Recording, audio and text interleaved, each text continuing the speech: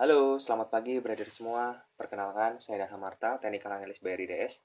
Pagi ini saya akan mengulas saham mentari terupdate 13 April 2021.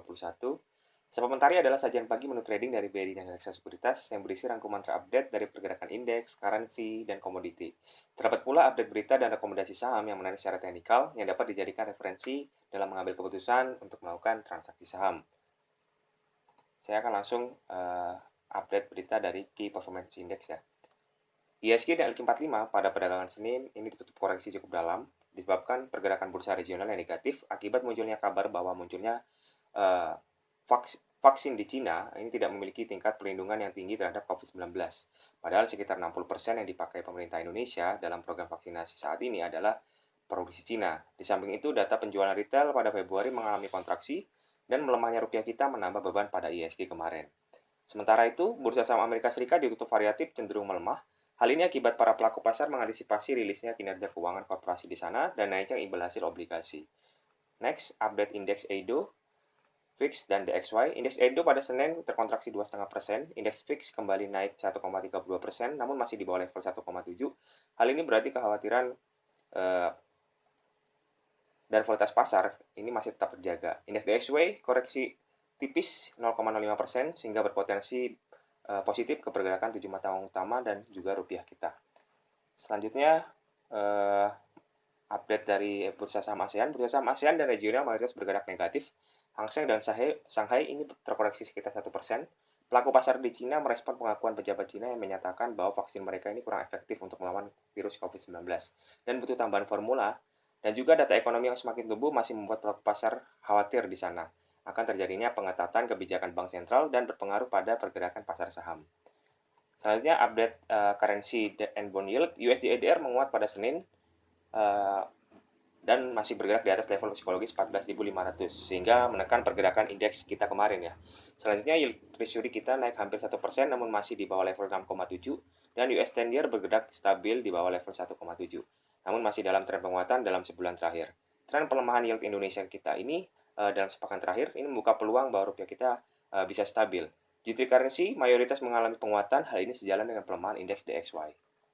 Selanjutnya update hard and soft commodity. Komoditas metal pada Senin malam kembali mengalami koreksi dipimpin oleh komoditas nikel yang terkoreksi hampir 3%. Hal ini tentunya dapat memberikan sentimen negatif lagi pada pergerakan saham nikel pada hari ini. Sementara itu CPO melemah 1% dan batubara mengalami technical rebound. Sementara oil WTI dan Brent juga bergerak variatif setelah terjadi koreksi yang cukup dalam sebulan terakhir akibat demand yang rendah di tengah meningkatnya kasus COVID-19 di berbagai negara Eropa. Selanjutnya update dari tim Equity Research. Ada Indofood. Ini rekomendasi buy, taking profit di 12.500. All set for recovery.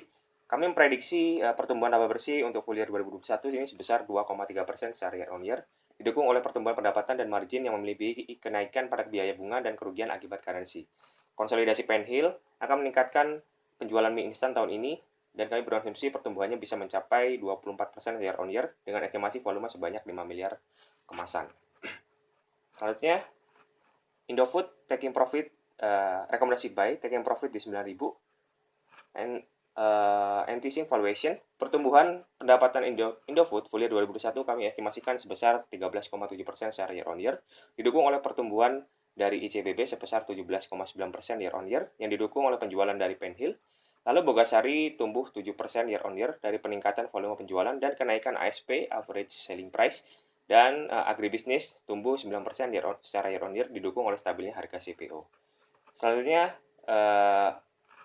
perusahaan gas negara Pegas, rekomendasi buy, taking profit 1.700, sacrificing gas margin in kuartal 4 2020. Pegas membukukan pendapatan sebesar 2,9 miliar US dollar atau turun 25% secara year on year dan mencatatkan kenaikan pada biaya penjualan dan biaya operasional sehingga laba operasional ini turun sebesar 48,6% secara year on year di 307 juta US dollar. Pegas pun membukukan rugi bersih dikarenakan adanya oil and gas impairment sebesar 67 juta US dollar dan kurang bayar pajak senilai 278 juta US dollar. Selanjutnya ada SMA, rekomendasi buy, taking profit di 1.950, still in the investing phase. Laba bersih pada kuartal 4 2020 dibukukan sebesar 234 miliar rupiah. atau tumbuh 274,1% secara year on year atau turun 24,9% secara kuartal. Laba bersih 2020 tercatat sebesar 1,1 triliun rupiah atau turun 8,9% year on year, didukung adanya perbaikan pada pendapatan dan pengetatan biaya programming.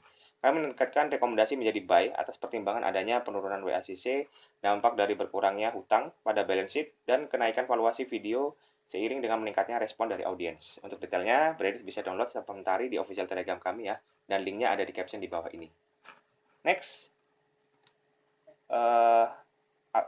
trading ideas hari ini. ISG hari ini diprediksi bergerak mix dengan kecenderungan melemah. Indikatornya masih di negatif, Stochastic Neutral Dead Cross dan RSI oversold. ISG diprediksi bergerak di rentang 5.875 sampai 6.080. Lalu beberapa saham yang menarik secara teknikal. Ada ERA, trading buy, trading range di area 488 sampai 525. Volume transaksi menurun, indikator MACD negatif, Stochastic Neutral Golden Cross, dan RSI netral.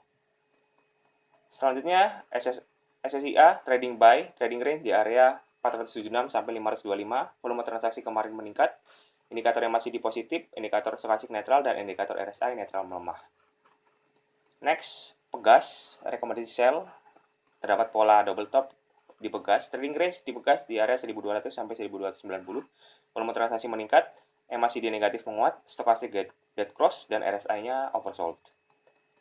Selanjutnya ada Pakuwon. Pakuwon baru saja breakdown dari uptrend lainnya. Trading range untuk Pakuwon di area 470 sampai 555. Next, RALS rekomendasi sell, terdapat potensi penurunan untuk RALS pada hari ini. Trading range di area 730 sampai 880. 730 sampai 810. Volume transaksi meningkat, MACD negatif menguat, Stochastic netral, dan RSI-nya oversold. Next, untuk stock pick hari ini, rekomendasi trend trade. Rekomendasi trend trade ini memiliki rentang waktu hold position dalam waktu 30 hari ya. Dan jika rekan-rekan menemukan tanda bintang, berarti rekomendasi baru. Seperti contohnya, pada hari ini ada PIG, ini buy, dan kita mempertahankan Indofood dan Pegas untuk rekomendasi sell. TBIG target price-nya di area 2450 dan stop loss di area 1800. Pola yang terbentuk ada descending triangle ya. Selanjutnya swing trade. Swing trade memiliki rentang waktu hold position 3-10 hari dan jika ada tanda bintang berarti itu rekomendasi baru. Dan di sini kita mempertahankan ICBP, WSBP, dan kita tambahkan INKP untuk sell. Target penurunan INKP ada di area 8450 dan pola yang terjadi adalah head and shoulder. Lalu ada beberapa rekomendasi day trade, ada 15 saham. 8 saham rekomendasi buy dan sisanya rekomendasi sell. Dimulai dari ERA, SSIA, Akra, Indi, sampai Telkom dan BTPS. Demikian ulasan komentari pada pagi hari ini. Terima kasih dan happy trading traders.